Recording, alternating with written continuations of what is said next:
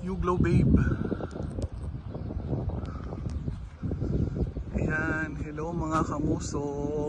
So officially nag-enter na kami dito sa Qatar sa summer season.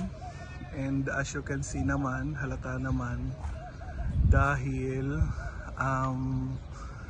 ayan, ang gaganda na ng mga bulaklak yan, pati yung mga puno namumulaklak na sila, yung mga yellow chenilene combantrin. Ayan, tingnan mo. At ang kagandahan ngayon, kahit mainit siya, mahangin naman, kaya okay lang, pwede pa maggala-gala. At saka ayan, nakakatuwa lang. Ayan, ang ganda ng mga bulaklak nila. Ayan, oh. Oh, kung ang Japan meron silang cherry blossom during winter season nila, nag-i-snow. Dito naman sa Middle East, meron kaming yellow chenilene pagka summer. And of course, yung paborito nyong bougainvillea, ayan, hindi rin sila papahuli. Ayan, may puti, may pink. And of course, ang ating bida for today, ang yellow chenilene combantrin 3. Ayan, ayan, ang dami nila. And of course, yung pula naman na yon, hindi ko alam, parang acacia siya eh. Parang acacia siya sa atin sa Pilipinas, or I don't know. Yung dahon niya is parang kagaya sa ipil-ipil, pero malalaki.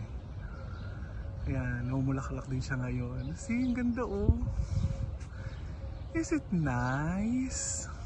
Diba? Yellow chenilene combantrin. Maglalas ito until full heat or summer dito sa Qatar. Ayan. Tsaka tingnan mo, oh, may mga paru-paro. Natutuwa yung mga paru-paro.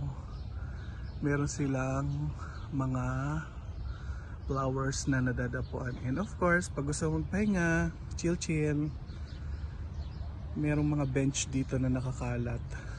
Ayan, ganyan. Jowa na lang ang kulang. China oil, may jowa.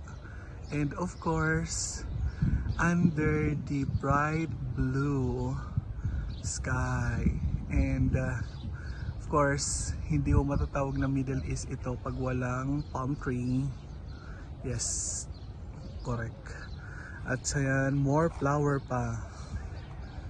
You see? Ang ganda. See you. The flower are blooming.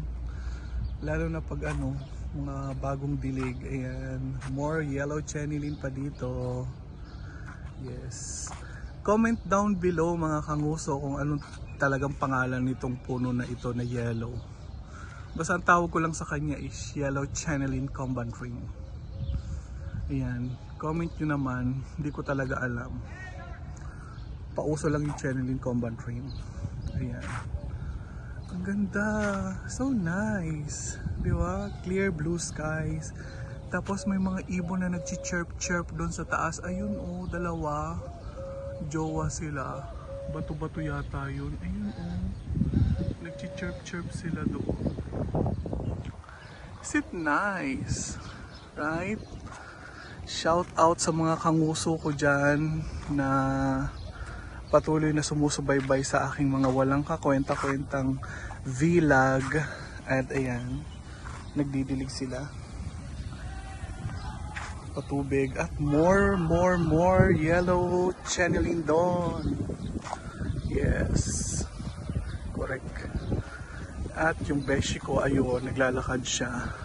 Go na daw kami sa aming pupuntahang supermarket. Mamimili kami ng pang sinigang na baka.